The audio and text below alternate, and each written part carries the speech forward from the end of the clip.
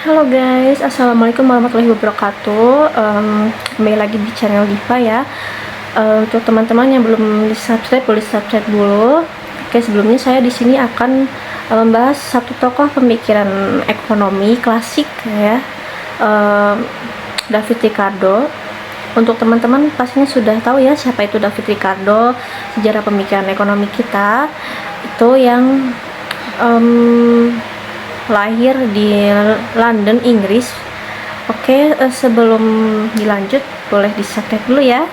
David Ricardo adalah seorang pakar ekonomi politik Inggris yang lahir pada tanggal 18 April 1772. Ia merupakan salah seorang pemikir ekonomi klasik yang paling berpengaruh bersama dengan Thomas Malthus, Adam Smith, dan John Stuart Mill. Ricardo memulai karir profesionalnya sebagai seorang pialang dan spekulan pasar keuangan. Ia berhasil mengumpulkan kekayaan pribadi yang cukup besar, sebagian besar berasal dari bidang spekulasi pasar keuangan. Setelah pensiun, ia memperoleh kursi di Parlemen Britania Raya. Ia duduk di kursi parlemen selama 4 tahun menjelang kematiannya. Pemikiran Ricardo yang paling berpengaruh dalam ekonomi klasik adalah teorinya mengenai keunggulan komparatif dan juga teori nilai.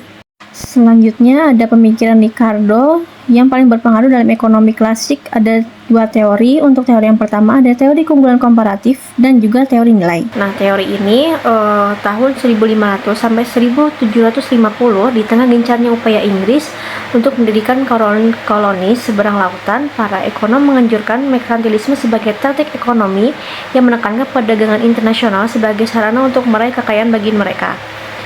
Ricardo menentang pemikiran yang memandang bahwa perdagangan hanya bertujuan untuk mendapatkan emas atau perak saja.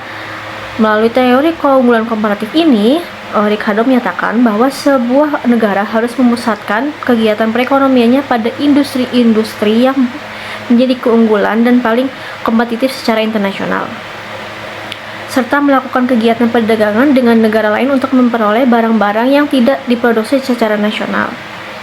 Melalui teori ini, Ricardo memperkenalkan pemikiran spesialisasi industri ekstrim oleh suatu negara dan pendayagunaan industri nasional yang menguntungkan dan berdaya saing.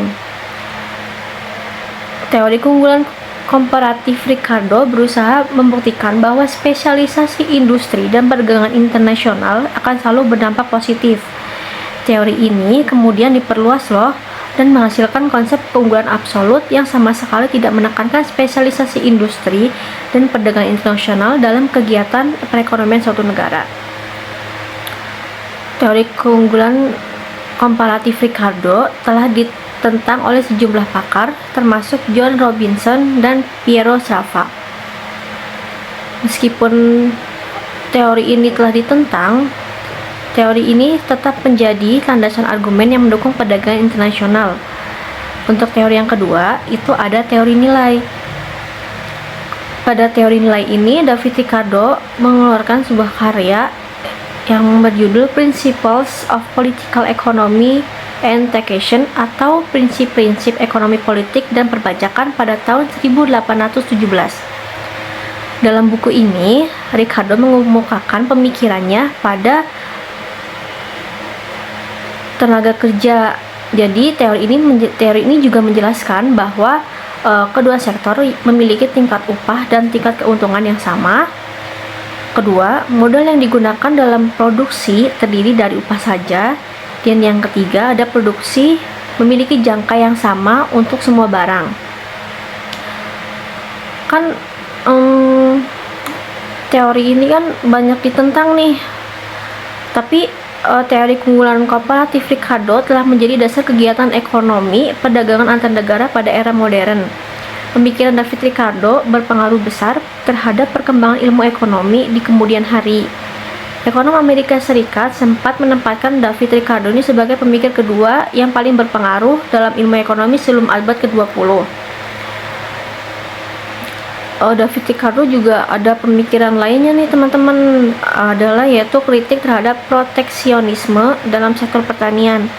Pemikirannya mengenai perdagangan bebas dan merupakan ekonom yang berperan besar dalam mengembangkan teori sewa, upah, dan juga keuntungan. Pemikiran lainnya yang dikemukakan oleh David Ricardo adalah ekuivalensian Ricardian yang berpendapat bahwa kebijakan pemerintah untuk membiayai pengeluaran negara seperti menarik pajak, berhutang, dan menekan defisit ini tidak berpengaruh terhadap perekonomian. Mudah-mudahan dalam video ini dapat membantu pengetahuan teman-teman. Mungkin jika ada salahnya, saya mohon maaf. Terima kasih teman-teman untuk menonton video saya. Semoga bermanfaat. Terima kasih, bye-bye.